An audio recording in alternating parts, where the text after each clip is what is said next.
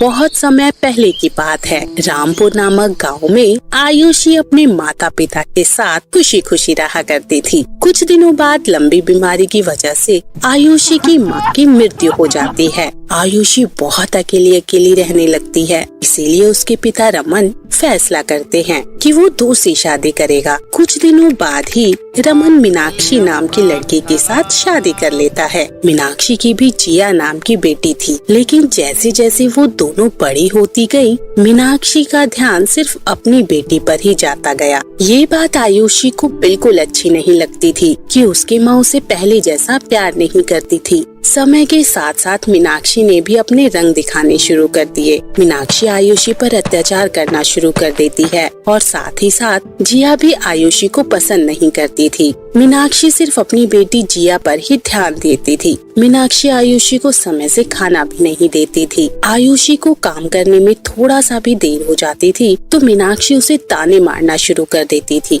आयुषी बहुत अच्छी और ईमानदार स्वभाव की लड़की थी। वहीं दूसरी तरफ जिया अपनी माँ की तरह बहुत ही ज्यादा घमंडी थी। भले ही मीनाक्षी और जिया आयुषी के साथ सोतेला व्यवहार करती, लेकिन आयुषी हमेशा उनसे बहुत प्यार करती और उन्हें अपना माना करती थी। मीनाक्षी आयुषी से सारे घर का काम करवाने लगी थी और उसे पूरे दिन में सिर्फ एक ही बार खाना देती थी, वो भी जब वो पूरा काम करती थी। तब जिया का क्या था, वो अपनी जिंदगी में खूब मजे ले रही थी। रमन को इस बात का पता नहीं था, क्योंकि रमन के आते ही मीनाक्षी दिखावे के लिए घर का सारा काम करना शुरू कर देती थी और आयुषी के ऊपर प्यार दिखाने लगती थी। आयुषी भी अपनी सौतेली माँ के डर की वजह से अपने पिता से कुछ नहीं बोलती थी। आयुषी अब सोचने लगी थी कि अच्छा होता कि वो अकेले ही रहती, क्योंकि सौतेली माँ के आने के बाद उस पर अत्याचार होने लगा। आयुषी सिर्फ अपने पिता के साथ ही खुश रहती थी, वो भी रात के समय जब उसके पिता आ जाते थे।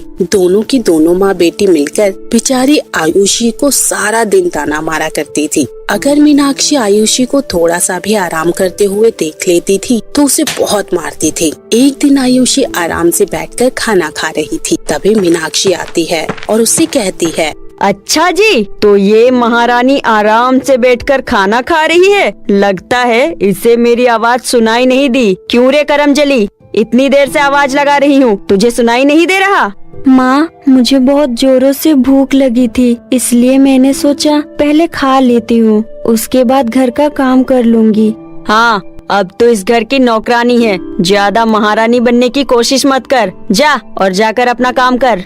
हाँ माँ, थोड़ा सा ही खाना बचा है, इसे खा लेती हूँ, उसके बाद काम कर लूँगी। अच्छा, कुछ दिनों से तू मेरे साथ जुबान लड़ाने लग गई है। तेरी इतनी हैसियत नहीं कि तू मुझे जवाब दे। एक तो तुझे इस घर में रहने और खाने दे रही हूँ और तुझे आराम चाहिए। दिन भर आराम ही तो करती है। माँ, ये बात मेरे समझ से बाहर है कि आप मुझसे इतना सारा काम क्यों करवाती हो। पहले तो आप मुझसे बहुत प्यार करती थी, लेकिन अब आप सिर्फ और सिर्फ जिया को ही प्यार करती हो। आप जितना काम मुझसे करवाती हो, उससे आधा भी अगर जिया को बोलोगी तो वो भी नहीं करेगी। मैं भला अपनी बेटी से काम करने के लिए क्यों बोलूंगी? मैं तो चाहती हूँ कि मेरी बेटी एकदम ऐशो आराम के साथ रहे। बड़ा होकर मुझे ऐसे नौकर नहीं बनाना है। हाँ माँ, मुझे भी बड़ा होकर नौकर नहीं बनना है। अब मैं परेशान हो चुकी हूँ आपके तानों से। मैंने सोच लिया है कि आज मैं पिताजी को सब कुछ बता दूंगी। अच्छा ठीक है, जा बता दे। लगता है तुझे पता नहीं कि उसके बाद तेरा क्या करूँगी मैं। जो भी होगा देखा जाएगा, लेकिन आज मैं पिताजी को सब कुछ बता दूंगी। मीनाक्षी गुस्से से आग बबूला हो जाती है और वो आयुषी का हाथ पकड़ती है और बाथरूम में जाकर उसे बंद कर देती है। माँ, दरवाजा खोलो माँ, मुझे माफ कर दो। मैं पिताजी से कुछ नहीं बोलूंगी, मुझे माफ कर दो माँ, और दरवाजा खोलो। इतनी जल्दी तो ये दरवाजा नहीं खुलेगा। बहुत जुबान चलने लगी है ना तेरी। माफ कर दो माँ, आज के बाद मैं ऐसा कभी नहीं करूँगी। आपके बोलने से पहले ही घर का सारा काम खत्म कर दूंगी।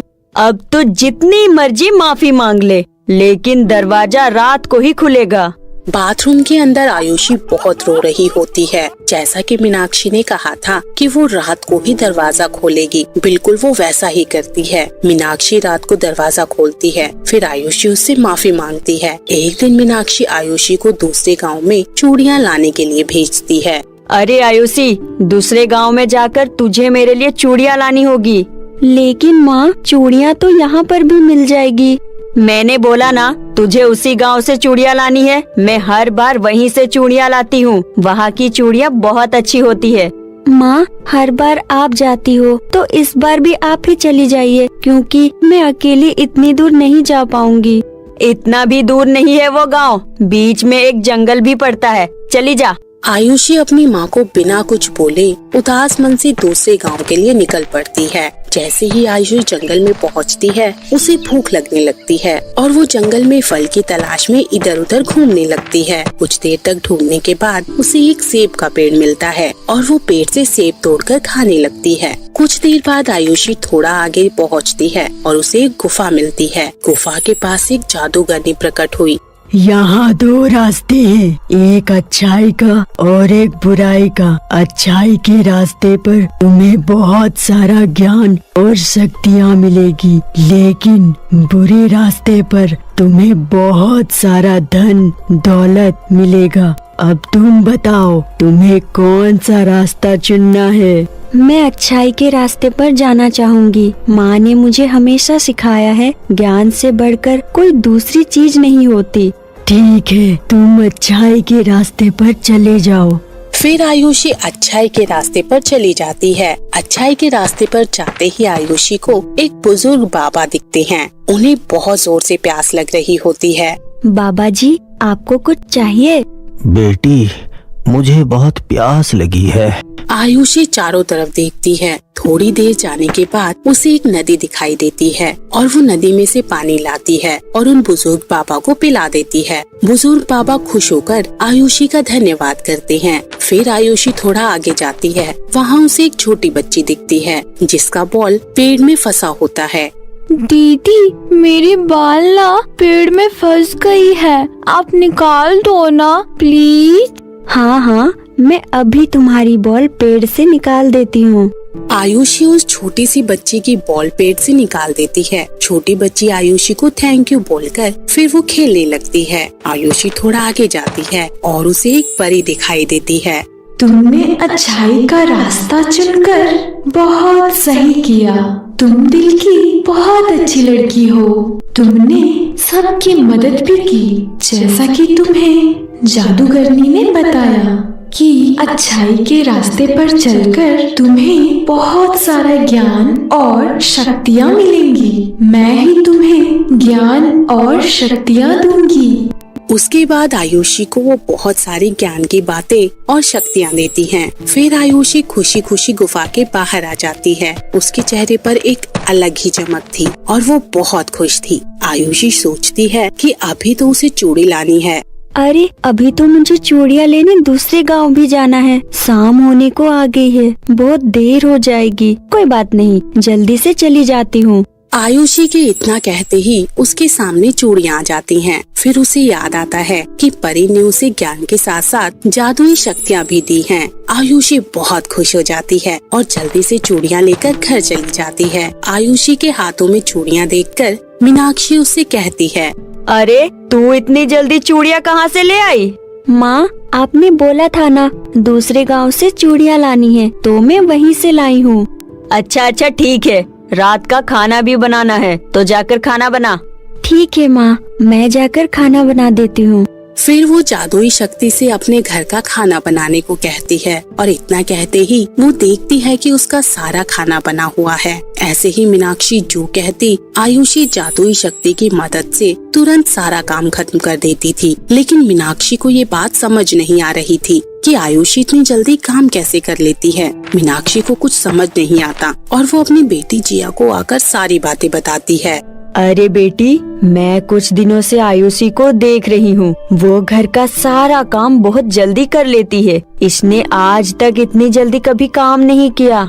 हाँ माँ, मैं भी देख रही हूँ। इसके पास 2-3 नए फ्रॉक भी आ गए हैं। कुछ तो गड़बड़ जरूर है, हमें पता लगाना चाहिए। ऐसा सोचकर दोनों माँ बेटी आयुषी के पास जाती हैं और मीनाक्षी कहती है, आयुषी, अब सारी बातें सच सच बता दे। कुछ दिनों से देख रही हूँ तू घर के काम बहुत जल्दी कर लेती है। तेरे पास अच्छे अच्छे कपड़े भी हैं। बता, ये सब तू कैसे करती है? भोली भाली आयुषी दोनों माँ बेटी को सारी बातें सच सच बता देती है। दोनों के मन में ही लालच आ जाता है। मीनाक्षी अपनी बेटी जिया से कहती है, बेटी, तू एक काम कर, तू भी उस गुफा के पास जा और बुराई का रास्ता चुन ले। ये लड़की तो पागल है जो इसने अच्छाई का रास्ता चुना। तू बुराई के रास्ते पर जाकर बहुत सारा सोना और पैसा ले आ। हम बहुत जल्दी अमीर हो जाएंगे। माँ, लालच बुरी बात है। ऐसा ना हो कि बुराई के रास्ते में जाकर जिया के साथ कुछ बुरा हो जाए। तुझसे किसी ने तेरी राय मांगी है? मेरी बेटी बुराई के रास्ते पर ही जाएगी। जिया वहाँ से बहुत सारा पैसा लेकर आएगी, तेरी तरह नहीं, बेवकूफ कहीं की। आयुषी के बताए हुए रास्ते पर जिया चली जाती है। जिस तरह आयुषी को जादूगरनी मिली थी, उसी तरह जिया को भी जादूगरनी मिलती है। जादूगरनी जिया को अच्छाई और बुराई के रास्ते के बारे में बताती है और जिया अपनी माँ के बताए हुए बुरे रास्ते को ही चुनती है और वहाँ चली जाती है। बुराई के रास्ते पर जाते जाते जिया को एक चुड़ैल मिलती है। मुझे पता है तुम बहुत सारा सोना और पैसा लेने आई हो, लेकिन उससे पहले तुम्हें इस कॉन्ट्रैक्ट पर साइन करना होगा। जिया लालच में डूबी होती है, इसीलिए वो बिना कुछ सोचे और पढ़े उस कागज पर साइन कर देती है। चलो, तुमने इस पेपर पर साइन कर दिया है और अब तुम यहाँ खुदाई करो, तुम्हें बहुत सारा सोना मिलेगा। चुड़ैल के कहने पर जिया वहाँ खुदाई करने लगती है, लेकिन बहुत देर तक खुदाई करने के बाद उसे कुछ नहीं मिलता। अरे, इतनी देर से खुदाई करने के बाद मेरे हाथ में दर्द होने लगा। यहाँ कुछ है भी या नहीं? मुझे तो लगता है तुम मुझे पागल बना रही हो। पागल तो तुम बनी चुकी हो। तुमने बिना पढ़े इस कागज पर साइन कर दिया। इसमें लिखा था कि तुम्हें अपना एक पैर मुझे देना होगा।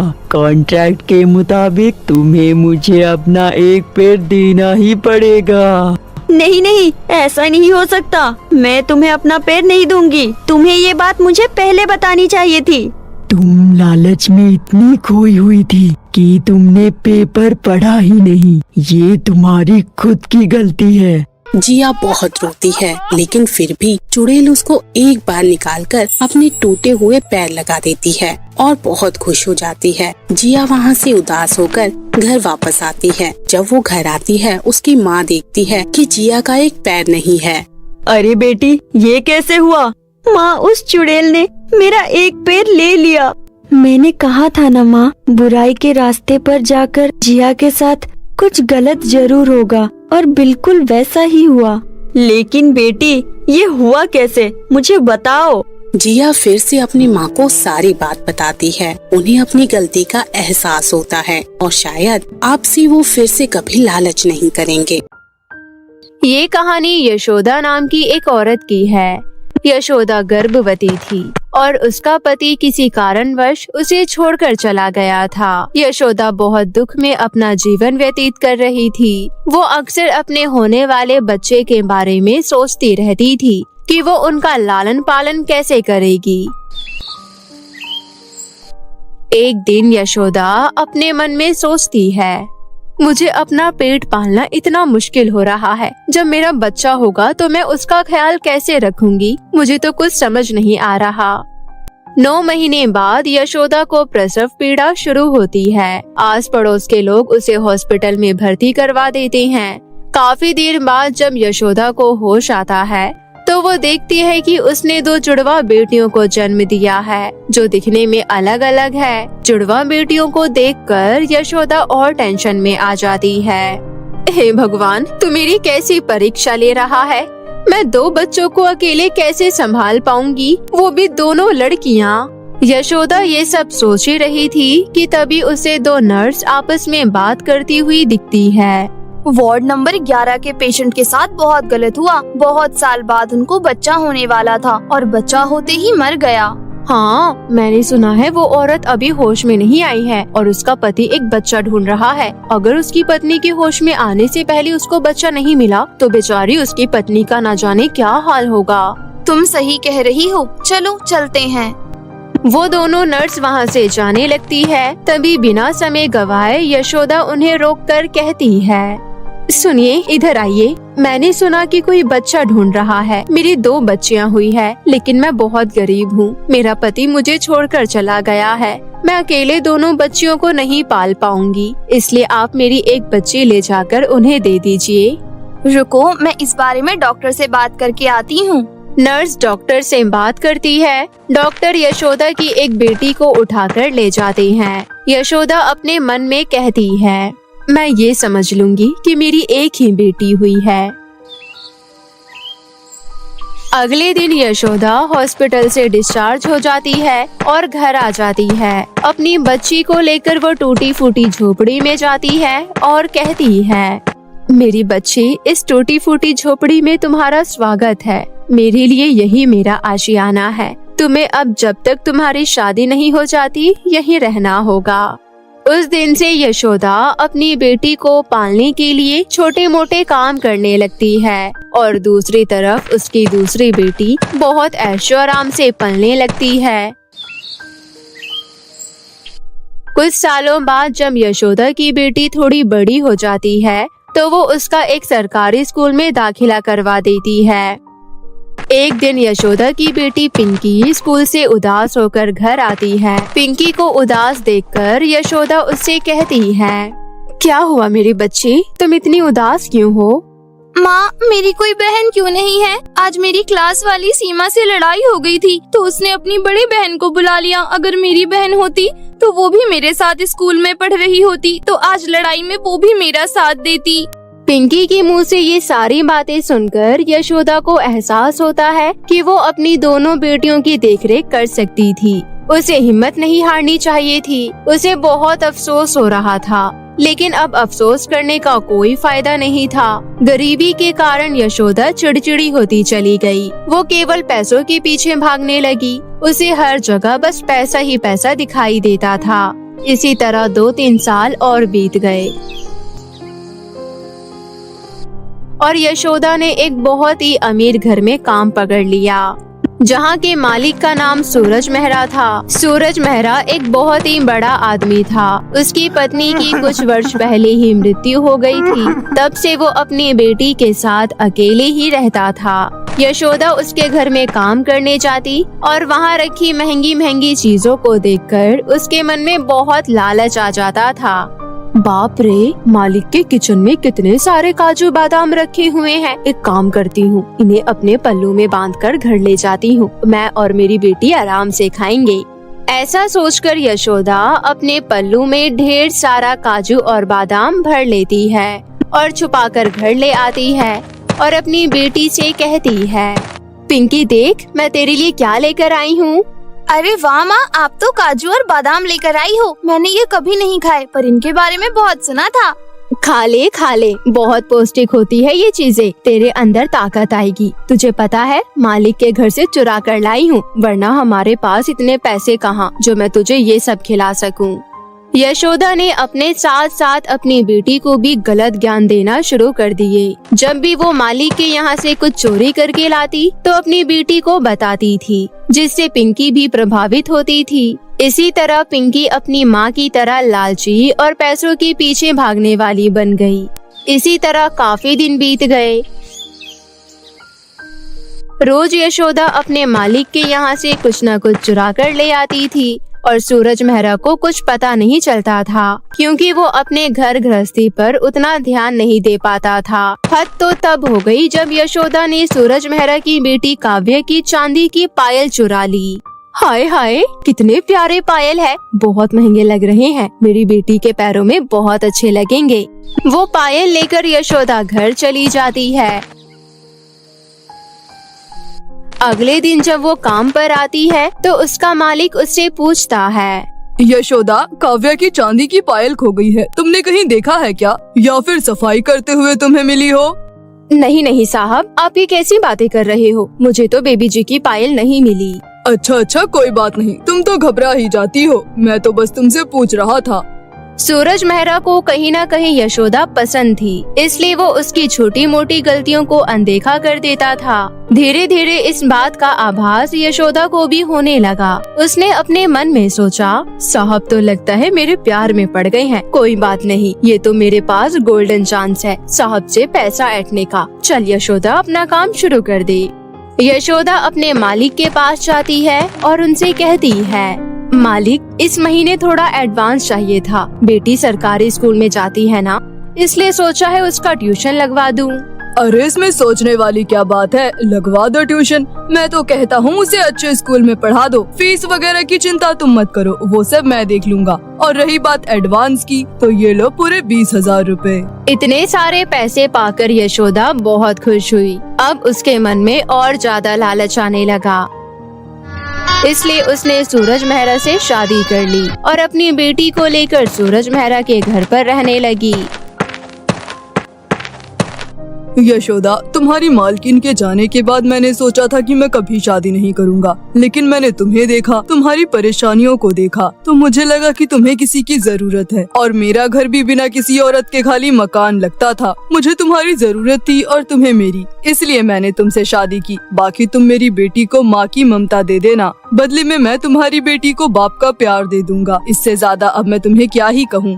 अब आप चिंता मत कीजिए साहब। क्या कहा तुमने? अरे पागल, अब तुम मुझे सूरज जी बोल सकती हो। अब मैं तुम्हारा पति हो गया हूँ। हाँ सूरज जी, आप चिंता मत कीजिए। आप अपना ध्यान काम पर लगाइए। बाकी काव्य बेटी का तो मैं अच्छे से ख्याल रख लूंगी। सूरज ने यशोदा की बेटी पिंकी का दाखिला बहुत महंगे स्कूल में करवा दिया। वो तो पिंकी को बाप का प्यार पूरी तरह से दे रहा था, लेकिन यशोदा काव्य को माँ का प्यार बिल्कुल भी नहीं दे रही थी। और साथ ही यशोदा की बेटी पिंकी भी काव्य को बहन नहीं मानती थी, क्योंकि वो दोनों तो वहाँ पर सिर्फ पैसों के लिए गई थी। यशोदा और पिंकी काव्य को एक आंख नहीं देखना चाहती थी। माँ, हमने जो जो सोचा था वो सब हो गया, लेकिन बस ये काव्या की बच्ची मेरी आँखों में खटकती है। तू सही कह रही है बेटी, अगर ये नहीं होती तो ये सारी जायदाद मेरी और तेरी ही थी, लेकिन इसके कारण अब हिस्सा लगेगा। वही तो, पापा कोई भी अच्छी चीज लाते हैं तो पहले उसको देते हैं, बाद में मुझे देते हैं। मुझे तो उस पर बहुत गुस्सा आता है, मन करता है जहर देकर मार दूं। तो फिर देर किस चीज की, मार दो। पिंकी को उसकी माँ की तरफ से बढ़ावा मिलता है और वो एक खून करने के लिए तैयार हो जाती है। वो अपने दिमाग में कुछ षड्यंत्र रचती है और अगले ही पल काव्य के लिए ग्लास में दूध लेकर जाती है, जिसमें उसने जहर मिला रखा था। काव्या, मैं जानती हूँ अभी तुम्हें थोड़ा समय लगेगा हमारे साथ घुलने मिलने में, लेकिन मुझे तुम बहुत अच्छी लगती हो। देखो, मैं तुम्हारे लिए दूध लेकर आई हूँ, पी लो। तुम रख दो, मैं पी लूंगी। नहीं, तुम्हें अभी मेरे सामने पीना होगा, क्योंकि फिर तुम्हें मेरे साथ नीचे खेलने जाना है। काव्य वो दूध पी लेती है। दूध पीते ही उसे धीरे धीरे चक्कर आने लगते हैं, लेकिन उसे लगता है ये साधारण से चक्कर होंगे। वो पिंकी के साथ खेलने के लिए सीढ़ियों से नीचे जाने लगती है। तभी पिंकी मौका पाकर काव्य को धक्का दे देती है, ताकि उसके पिता को ये ना पता चले कि उसकी मौत जहर खाकर हुई है। काव्य धड़ाम से सीढ़ियों के नीचे गिर जाती है और बेहोश हो जाती है। यशोदा और पिंकी को पता था कि काव्य अब नहीं बचेगी, इसलिए उन्होंने तुरंत सूरज को फोन कर दिया। सूरज भागा भागा घर आया और अपनी बेटी की ऐसी हालत देखकर वो रोने लगा। तुम पागल हो गई हो, इसे हॉस्पिटल लेकर क्यों नहीं गई? मैं अभी एम्बुलेंस को फोन करता हूँ। सूरज एम्बुलेंस को फोन करता है और वो पूरा परिवार फौरन हॉस्पिटल पहुँचता है। डॉक्टर तुरंत काव्य को एडमिट कर लेते हैं। वो हॉस्पिटल वही था जिसमें यशोदा ने अपनी दोनों बेटियों को जन्म दिया था। वो हॉस्पिटल देखकर यशोदा की पुरानी यादें ताजा होने लगती है और पिंकी अपने मन में ये सोच रही होती है कि कुछ भी हो जाए, लेकिन काव्य बचनी नहीं चाहिए। पूरे 2 घंटे तक काव्य का ऑपरेशन चलता है। 2 घंटे बाद डॉक्टर बाहर आते हैं और कहते हैं, देखिए, पेशेंट की हालत बहुत खराब थी। उनके शरीर में पॉइजन था। अगर आप उन्हें समय पर नहीं लाते तो उनको बचाना बहुत मुश्किल था। बाय द वे, अब वो डेंजर जोन से बाहर हैं। सूरज बहुत खुश होता है, लेकिन उसे ये समझ नहीं आता कि आखिर काव्य के शरीर में जहर कैसे गया। पिंकी और यशोदा पूरी तरह से घबरा गई थी, क्योंकि उनको बिल्कुल उम्मीद नहीं थी कि काव्या बच जाएगी, लेकिन वो बच गई। सूरज यशोदा से कुछ कहता उससे पहले ही वहाँ पर एक दूसरा डॉक्टर आता है और कहता है, अरे सूरज जी, आप और आपकी वाइफ कैसी है? एक्चुअली कुछ साल पहले वो मुझे और काव्या को छोड़कर चली गई थी। ओहो, सॉरी। और आपकी बेटी कैसी है?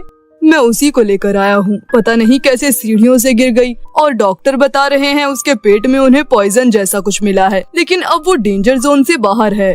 लेकिन मानना पड़ेगा सूरज जी, आपको किसी और की बेटी को बिल्कुल अपनी बेटी की तरह पाला है आपने। कभी उसे पता नहीं लगने दिया कि आप और आपकी वाइफ उसके अपने माता पिता नहीं थे। भला हो उस औरत का जिसने अपनी बेटी आपको दे दी थी। हाँ, मैं उस औरत से मिल भी नहीं पाया था। डॉक्टर और सूरज की बात यशोदा सुन रही थी। उसके तो पैरों तले जमीन खिसक गई। जिस लड़की को उसने अपनी बेटी से जहर दिलवा दिया, वो लड़की उसकी खुद की ही बेटी थी। जब यशोदा को ये बात पता चली तो उसको एक एक करके अपनी सारी गलती का एहसास होने लगा। जैसे ही काव्या होश में आई, यशोदा भागकर उसके पास गई और उसे गले से लगा लिया। पीछे से सूरज और पिंकी भी वहाँ आ गए। मुझे माफ कर दे मेरी बच्ची, मैं नहीं जानती थी कि तू मेरी ही बच्ची है। गरीबी ने मुझे इतना बुरा बना दिया, मैं कभी सोच भी नहीं सकती थी। मैं हालातों की मारी तुझे किसी और को देना पड़ा था। मुझे आज मुझसे बहुत बड़ा पाप हो गया, मैं अपने आप को छोड़ूंगी नहीं। क्या हुआ यशोदा, तुम ऐसी बातें क्यों कर रही हो? तब यशोदा सूरज को सारी बात बताती है कि वही वो औरत है जिसने अपनी बेटी उसको दी थी और वही है जिसने अपनी बेटी को उसे जहर देने के लिए प्रेरित किया था। सूरज को यशोदा पर बहुत गुस्सा आता है। वो यशोदा पर हाथ उठाने ही वाला होता है कि तभी काव्या उसे रोक देती है। नहीं पिताजी, आप ऐसा नहीं करेंगे, माँ पर हाथ मत उठाइए। काव्या की ये बात सुनकर यशोदा शर्मसार हो जाती है। पिंकी को भी अपनी गलतियों का एहसास होता है। वो दोनों उससे माफी मांगते हैं और वहाँ से जाने लगते हैं, लेकिन सूरज का दिल पिघल जाता है और वो उन्हें रोक लेता है। कुछ दिनों में काव्या ठीक होकर घर आ जाती है। उस दिन के बाद से वो सारा परिवार अपना जीवन खुशी खुशी व्यतीत करने लगता है। तालाब में जादुई फ्रॉक का घर। सोनपुर गांव में काजल अपने मौसा मौसी के साथ रहती थी। काजल बहुत मेहनती और दयालु लड़की थी, लेकिन उसके मौसा मौसी बहुत लालची और चालाक थे। काजल अपने घर के कामों के साथ साथ अपना खुद का बुटीक चलाती थी। बुटीक से उसे जो भी कमाई होती थी, उसका सारा पैसा उसके मौसा मौसी उससे ले लेते थे और काजल बेचारी वो सारे पैसे उन्हें दे देती थी। एक दिन बुटीक से थक कर जब काजल घर आती है, आ गई बेटा, आजा, आज मैंने तेरे पसंद के गोभी के पराठे बनाए हैं। मौसी, आज कोई पैसे नहीं मिले मुझे बुटीक से। पैसे नहीं मिले? क्यों नहीं मिले पैसे? अच्छा, समझ गई, आज तूने फिर से बिना पैसे लिए किसी के कपड़े सिले हैं। मैं सही बोल रही हूँ ना? मौसी, वो लड़की बहुत ही गरीब थी और उसके पास फ्रॉक सिलाने के लिए पैसे नहीं थे, इसलिए मैंने उससे बिना पैसे लिए ही उसकी फ्रॉक सिल दी। वाह वाह वाह वाह, हम तो जैसे बहुत अमीर दिखाई देते हैं। अरे तुझे सबका दुख दिखता है, हमारा क्यों नहीं दिखता? क्यों तू ऐसे एहसान करती फिरती है? अब तुझे कैसे समझाऊं? महंगाई इतनी बढ़ी जा रही है, दाल चावल दूध दही पता है कितने महंगे हो गए हैं। आज भी राजू की दुकान से उधार लेकर तेरे लिए गोभी के पराठे बनाए हैं कि तू शाम को आकर पैसे दे ही देगी। उसको अब मैं कहाँ से पैसे दूं? मौसी, मैं आपको कल पैसे लाकर जरूर दे दूंगी। आज मुझे भूख नहीं है, मैं बहुत थक गई हूँ और मैं अब सोने जा रही हूँ। ठीक है, जा सोने। अब किसी का भी फ्री में काम मत करियो, ऐसे फ्री में कौन काम करता है? फिर बड़बड़ाते हुए उसकी मौसी वहाँ से चली जाती है। जाने कब इस लड़की को अकल आएगी। हमें कमाकर खिलाने की जगह या तो यहीं बैठकर खाने की सोच रही है, लेकिन मैं ऐसा हरगिज नहीं होने दूंगी। मौसी को काजल से कोई मतलब नहीं था, मतलब था तो सिर्फ उसके पैसों से। काजल घर का सारा काम करके अपनी बुटीक में चली जाती है। तभी वहाँ एक बहुत ही बदसूरत चुड़ैल आती है और काजल से कहती है, ए लड़की, क्या तुम मेरे लिए एक फ्रॉक बना दोगी? आज मेरी शादी है और मैं चाहती हूँ कि मेरी शादी में मैं सबसे सुंदर दिखूं। हाँ, क्यों नहीं, मुझे अपना नाम दे दीजिए, मैं अभी आपकी फ्रॉक सिलकर दे देती हूँ। काजल चुड़ैल का नाप लेकर उसके लिए फ्रॉक सिल देती है। फ्रॉक पहनकर चुड़ैल बहुत खुश हो जाती है। तुम बहुत ही अच्छी लड़की हो। तुमने मेरे लिए कितनी प्यारी फ्रॉक सिली है। अभी तक मैं जिसके पास गई थी उन सभी ने मेरा ये बदसूरत चेहरा देखकर इनकार कर दिया था फ्रॉक सिलने से। आज मैं बहुत खुश हूँ। तुमने मेरी बहुत मदद की है। लो तुम्हारा इनाम। चुड़ैल काजल को 20 सोने के सिक्के देती है और सिक्के देकर वहाँ से चली जाती है। काजल बुटीक बंद करके घर आ ही रही थी कि तभी उसे रास्ते में एक छोटी लड़की रोते हुए मिलती है। दीदी, दीदी मेरी मदद करो, मेरी माँ बहुत बीमार है। अगर आपने मेरी मदद नहीं की तो वो मर जाएंगी। दीदी बताओ कहाँ है आपकी माँ, मुझे बताओ। वो रही मेरी माँ। दीदी अरे इनकी तबीयत तो बहुत खराब है, हमें तुरंत इन्हें डॉक्टर के पास ले जाना होगा। और फिर काजल उस औरत को हॉस्पिटल में एडमिट करवाती है। पेशेंट की हालत बहुत खराब है, हमें तुरंत ही उनका ऑपरेशन करना होगा।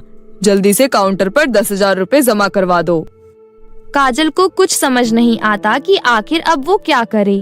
तभी उसको ध्यान आता है कि उसके पास सोने के सिक्के हैं। वो तुरंत सारे सोने के सिक्के काउंटर पर जमा करवा देती है। आप किसी भी तरह उनकी जान बचा लीजिए प्लीज, क्योंकि मैं उस बच्ची को अनाथ होते नहीं देख सकती। आप पेशेंट की कौन लगती हैं जो आप उनकी इतनी मदद कर रही हैं? इंसानियत का रिश्ता है मेरा उनके साथ। आज से 15 साल पहले अगर किसी ने मेरी भी मदद करी होती तो आज मेरी माँ जिंदा होती। अनाथ होने का दुख मुझसे ज्यादा और कौन समझ सकता है। इतना बोलकर काजल बहुत ही ज्यादा भावुक हो जाती है। सॉरी, मुझे आपसे ऐसा सवाल नहीं करना चाहिए था। कोई बात नहीं, मैं ठीक हूँ, आप बस इन्हें बचा लीजिए। आप चिंता मत कीजिए, मैं अपनी तरफ से पूरी कोशिश करूँगा। 2 घंटे में ऑपरेशन सक्सेसफुल हो जाता है। काजल उन दोनों माँ बेटी को घर पहुंचाकर उनके खाने पीने का इंतजाम कर देती है। अगले दिन वो अपने घर जाती है। कहाँ थी रात भर? मैं पूछ रही हूँ, कहाँ मुँह काला करवा के आई है? ये कोई टाइम है तेरा घर आने का? और हाँ, पिंकी बता रही थी कि कल तुझे चुड़ैल ने 20 सोने के सिक्के दिए थे। सिक्के कहाँ हैं? ला दे मुझे।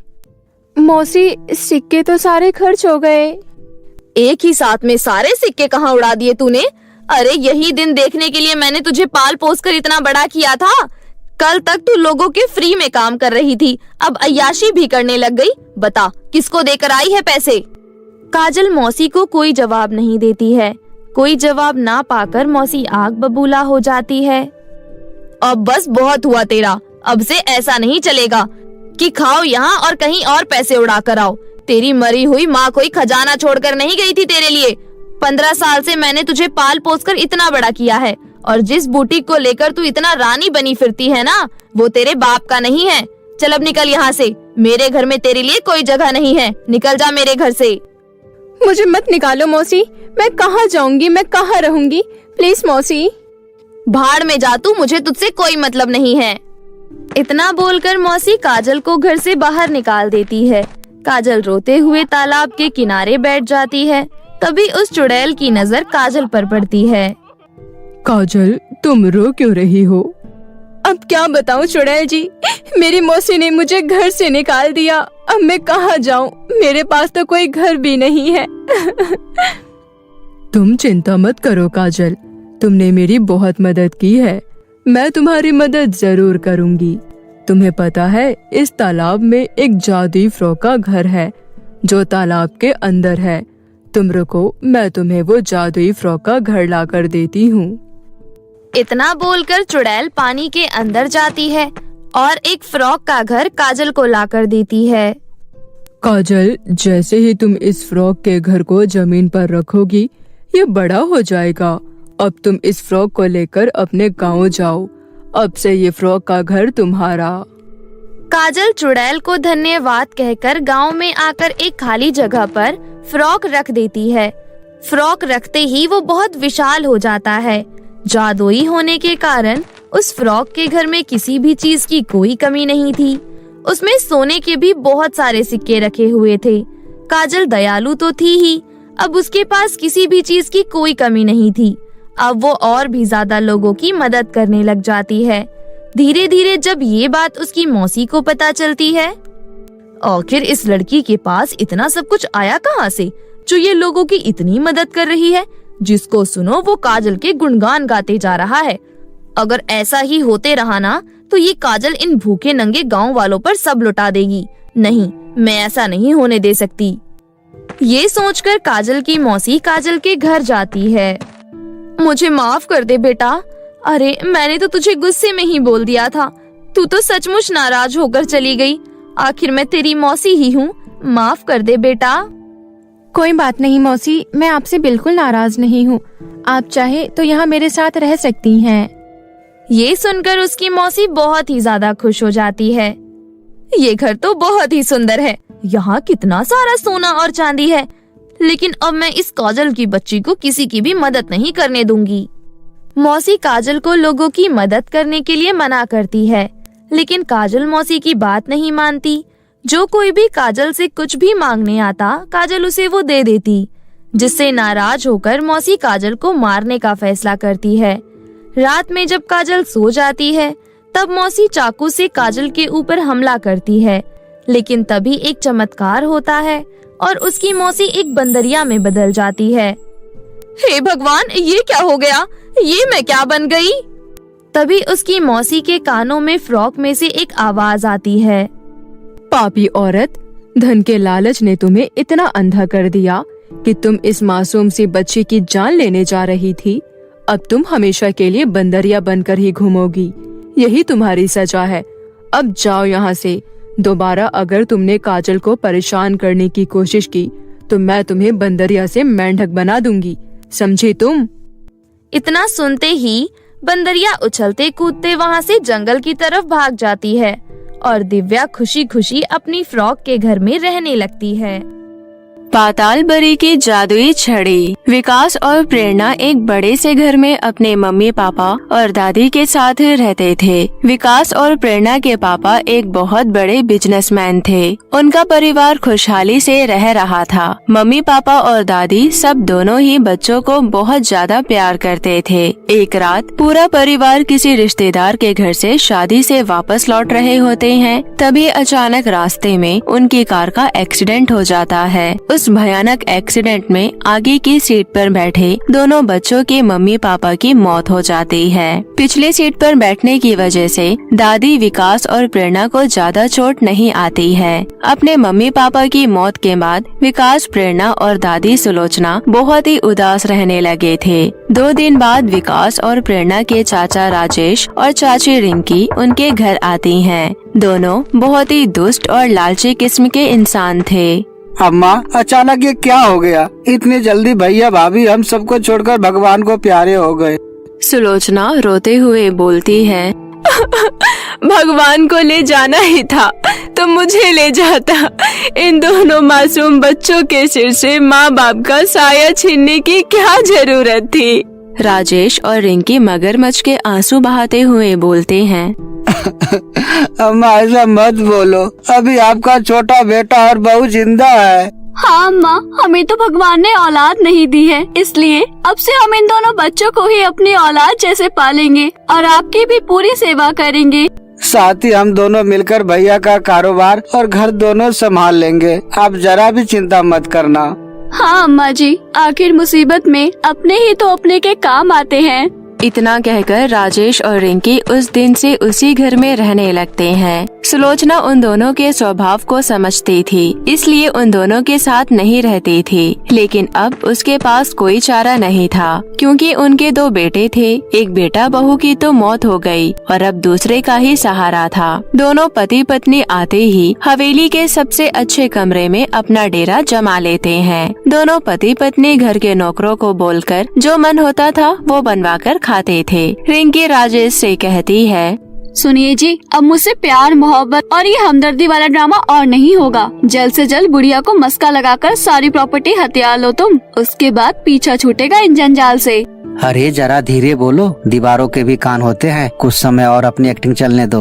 दोनों पति पत्नी सारी प्रॉपर्टी हथियाने के लिए नई नई योजना बनाने लगते हैं। राजेश रिंकी से कहता है, आज मैं अम्मा से कंपनी के पेपर पर साइन करवाने के बहाने सारी प्रॉपर्टी अपने और तुम्हारे नाम करवा लूंगा। हाँ हाँ जल्दी जाओ और उस बुढ़िया से साइन करवाओ। उसके बाद राजेश धोखे से अपनी माँ से सारी प्रॉपर्टी अपने और रिंकी के नाम करवा लेता है। प्रॉपर्टी अपने नाम होते ही दोनों पति पत्नी अपना रंग दिखाना शुरू कर देते हैं। रिंकी सारे नौकरों को छुट्टी दे देती है और सुलोचना और दोनों मासूम बच्चे विकास और प्रेरणा से घर के सारे काम करवाने लगती है। रिंकी उन बच्चों के साथ मारपीट भी किया करती थी। देखो मेरी बात सुनो, तुम दोनों जो भी बुरा करना चाहते हो मेरे साथ करो। अरे ओ बुढ़िया, अब तू मुझे बताएगी कि मुझे क्या करना है या क्या नहीं? मैंने बहुत बड़ी गलती कर दी। तुम दोनों आस्तीन के सांप पर भरोसा करके इसकी सजा इन दोनों नन्हे मासूमों को मत दो। बुढ़िया, इन सपोलों की बड़ी हिमायती बनती है तू। कभी इतनी हिमायती हमारे साथ भी दिखाई होती? अरे नहीं नहीं, अम्मा का तो एक ही बेटा था इन सपोलों का बाप। इनकी नजर में तो हमारी अहमियत कभी थी ही नहीं। हाँ, इसलिए तो अब तीनों अपने कर्मों की सजा भुगतेंगे। चल बुढ़िया, जल्दी जल्दी हाथ चला, वरना तुम तीनों को आज खाने को भी नहीं दूंगी, समझी? ऐसे ही हर रोज उन तीनों पर ऐसे ही अत्याचार करते रहे दोनों पति पत्नी। बच्चे अपने मम्मी पापा को और सुलोचना अपने बेटे बहू को याद करके छुप छुप कर रोते थे। ऐसे ही कई महीने बीत गए। सुलोचना के हाथ पैर पर बड़े बड़े लाल लाल दाने निकल जाते हैं। रिंकी जैसे ही देखती है गुस्से से बोलती है, अरे बुढ़िया, ये क्या करवा कर बैठी है? पता नहीं बहू, मैं आज सुबह जैसे ही उठी तब मैंने ये देखा। चल, आज से तो स्टोर रूम में रहेगी। क्यों बहू, मुझे डॉक्टर के पास ले जाओ और इसका इलाज करवाओ। अच्छा बुढ़िया, बड़ी चालाक है तू। तू क्या सोच रही है? तेरे पर हम अपने पैसे खर्च करेंगे? तुम्हारे पैसे नहीं है वो, मेरे बड़े बेटे के पैसे हैं। तुमने तो झूठ बोलकर मेरी सारी प्रॉपर्टी हथिया ली है। अच्छा बुढ़िया, बहुत जवान चलने लग गई है तेरी। पता नहीं एक तो क्या करवा कर बैठी है पूरे शरीर में, कहीं मुझे और राजेश जी को भी ना हो जाए, इसलिए तू आज से स्टोर रूम में रहेगी। इतना कहकर रिंकी और राजेश सुलोचना को स्टोर रूम में बंद कर देते हैं और बच्चों से सारा काम करवाने लगते हैं। अत्याचार से थक हार कर दोनों बच्चे रात को छुपकर स्टोर रूम में जाते हैं और दादी को बाहर निकाल लेते हैं। चलो दादी अम्मा, अब हम इनके पास नहीं रहेंगे। लेकिन कहाँ जाएंगे मेरे बच्चे? हमारे पास कोई दूसरा चारा नहीं है। कहीं भी जाएंगे दादी अम्मा, लेकिन इन दोनों के साथ नहीं रहेंगे। बहुत हो गया इनका इतना टॉर्चर। जब तक हमसे काम करवाती थी तब तक तो ठीक था, लेकिन आज उन्होंने आपको स्टोर रूम में बंद कर दिया। आपके साथ इतना बुरा होता हुआ हम नहीं देख सकते। अपने पोता पोती की बात सुनकर सुलोचना की आंखों में आंसू आ जाते हैं। उसके बाद तीनों मौका देखकर घर से भाग निकलते हैं। तीनों रात के अंधेरे में चलते चलते गांव से दूर सुनसान जंगल में पहुंच जाते हैं। देखो बच्चों, हम चलते चलते कितने दूर तक सुनसान जगह पर आ गए हैं। अब आगे का तो कोई रास्ता मुझे नजर ही नहीं आ रहा। अरे दादी अम्मा, आप फिक्र मत कीजिए, कोई ना कोई रास्ता जरूर मिल जाएगा। बेटा, मैं तो बहुत थक गई हूँ और मुझे बहुत प्यास भी लग रही है। दादी अम्मा, आप इस पेड़ के नीचे बैठ जाइए, हम अभी आपके लिए पानी लेकर आते हैं।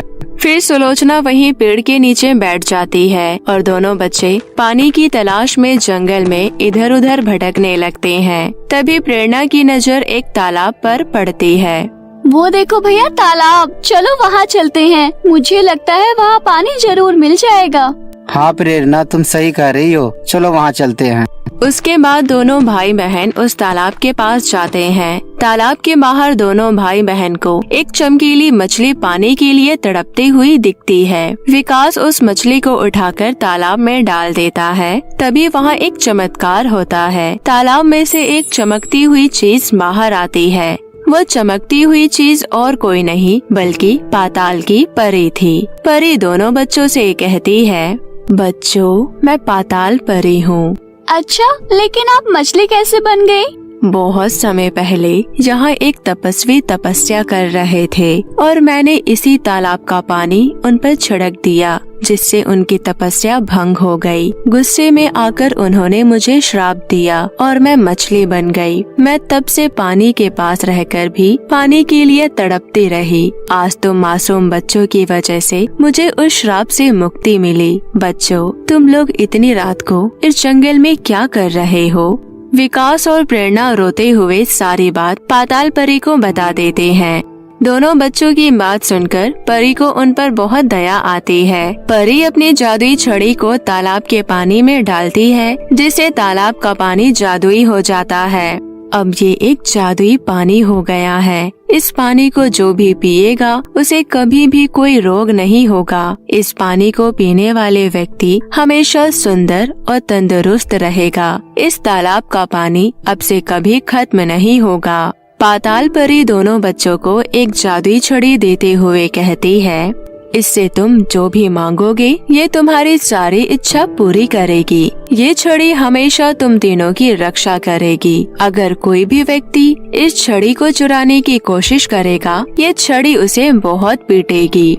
उसके बाद पाताल परी उन तीनों के लिए एक बहुत ही बड़ा और सुंदर घर प्रकट कर देती है। उसके बाद परी वहाँ से गायब हो जाती है। विकास और प्रेरणा फटाफट तालाब का पानी लेकर सुलोचना के पास जाते हैं। दोनों बच्चे दादी के ऊपर तालाब का पानी छिड़क देते हैं। तालाब का पानी छिड़कते ही दादी के शरीर पर हो रहे लाल लाल दाने पूरी तरह से गायब हो जाते हैं। उसके बाद तीनों उस आलीशान घर में रहने लगते हैं। विकास और प्रेरणा और जादुई तालाब के पानी से सबकी बीमारी ठीक कर देते हैं और जादुई छड़ी से पैसे मांगकर गरीब लोगों की मदद भी किया करते थे। पूरे गांव में तीनों बहुत लोकप्रिय हो जाते हैं। वहीं दूसरी तरफ राजेश और रिंकी को उनकी की सजा मिल जाती है। उन दोनों के शरीर में भी लाल लाल बड़े बड़े दाने हो जाते हैं। जादुई तालाब के पानी के बारे में सुनकर दोनों वहां अपना रोग ठीक करने के लिए आ जाते हैं। उन दोनों को देखते ही जादुई छड़ी उन दोनों को पीटने लगती है। राजेश और रिंकी सुलोचना, विकास और प्रेरणा से अपने किए की माफी मांगने लगते हैं। तीनों उन्हें माफ कर देते हैं और तालाब के पानी से उन्हें स्वस्थ कर देते हैं। उस दिन के बाद से राजेश और रिंकी सारी प्रॉपर्टी विकास और प्रेरणा के नाम से कर देते हैं। उसके बाद राजेश और रिंकी दोनों बच्चों को अपना मान लेते हैं और सब खुशी खुशी रहने लगते हैं। तो मेरे प्यारे दोस्तों, कैसी लगी आपको हमारी ये कहानी? हमें कमेंट करके जरूर बताएं और इसे अपने दोस्तों के साथ भी शेयर करें। और हाँ दोस्तों, अगर आपने अब तक हमारे चैनल किट्टू टीवी को सब्सक्राइब नहीं किया है तो जल्दी से नीचे लाल बटन दबाकर अभी कर ले। तो मिलते हैं आपसे फिर किसी नई कहानी के साथ। तब तक के लिए आप अपना ध्यान रखें। धन्यवाद।